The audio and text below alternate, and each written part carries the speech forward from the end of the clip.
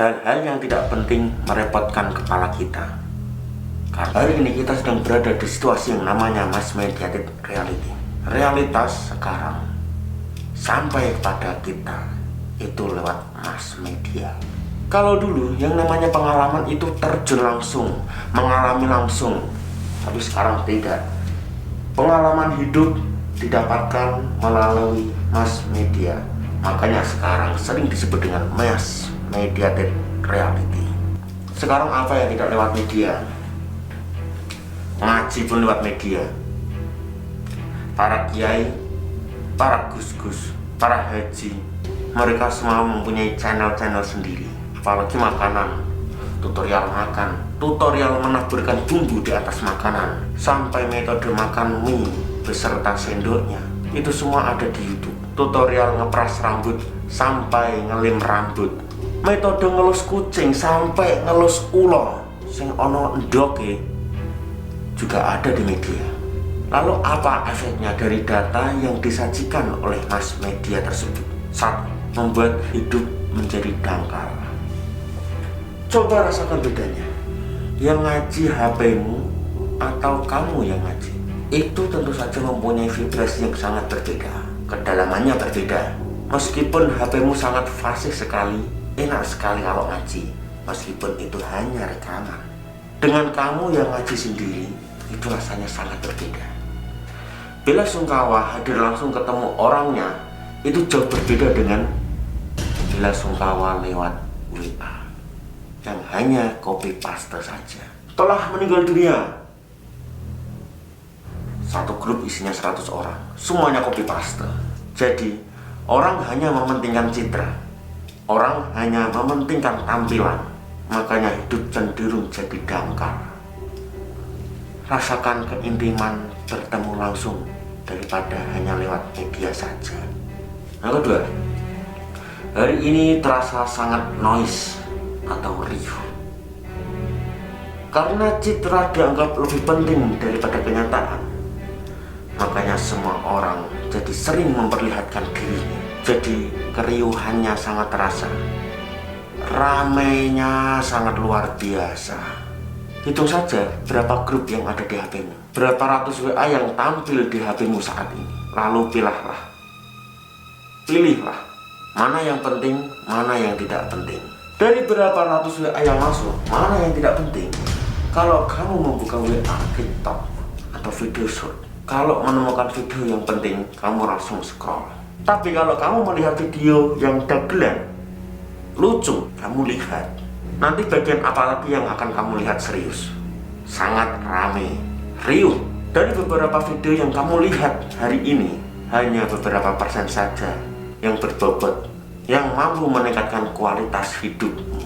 Kita sering digemukkan. Yang ketiga, kita sering digemukkan, kegemukan informasi. Ini jangan dikira nyaman. Informasi itu sebenarnya kita hanya membutuhkan secukupnya saja.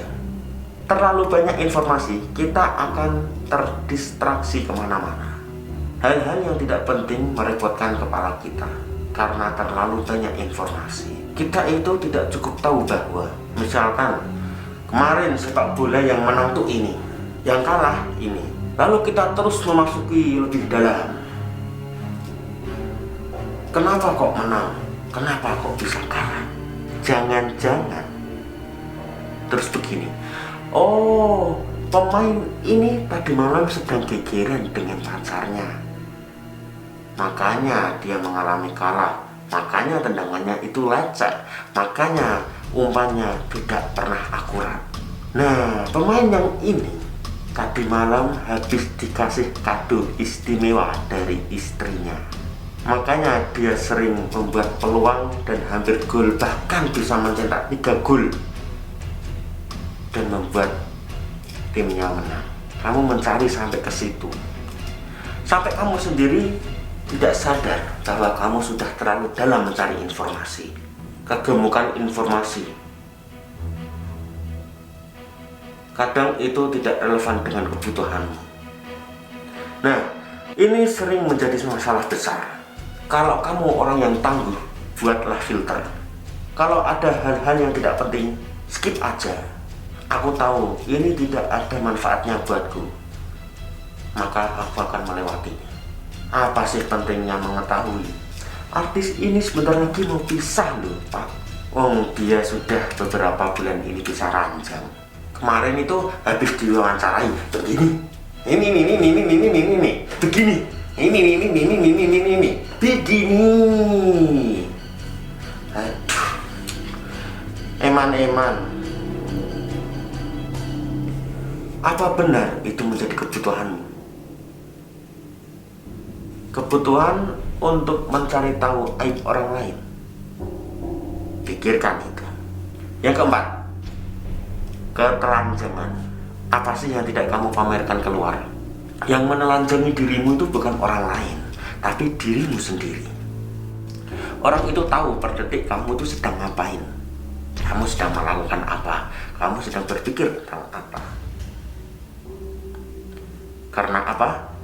Karena kamu tidak berhenti posting melalui media maupun posting melalui mulutmu. Wah, lagi ikut pengajian nih, posting dulu. Baru mau berangkat, posting dulu. Bismillahirrahmanirrahim. Berangkat ngaji, ngarap berkah Pak Yai. Lagi perjalanan, ketemu orang yang jatuh dari motor, posting lagi. Semoga baik-baik saja ya mbaknya, tetap berangkat ngaji, bismillah.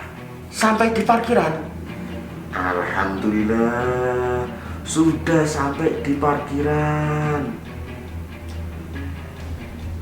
Sampai di depan panggung, kamu foto panggung itu, terus kamu beri caption, duh, ternyata sudah kemarin ngajinya.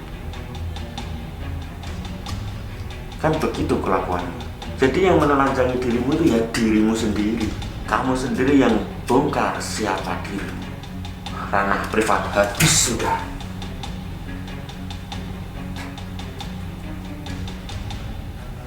Siapa yang menghabisi? Ya dirimu sendiri. Padahal hidup itu akan indah bila ada yang misteri-misteri tersembunyi dari diri kita, bikin orang penasaran. Itu yang membuat orang lain mencari-cari. Tapi sekarang kamu sudah membukanya, tidak membuat orang lain penasaran. Kalau itu sebuah pertempuran, kamu pasti akan kalah duluan. Karena apa? Dirimu terbuka total. Orang tahu semua tentang dirimu. Orang tahu kelemahanmu. Orang tahu di titik mana yang harus dilumpuhkan. Ketahuan itu semua dari dirimu sendiri. Kamu sudah menelanjangi dirimu sendiri. Yang kelima, kengawuran. Misinformasi, disinformasi, dan malinformasi. Misinformasi itu salah paham.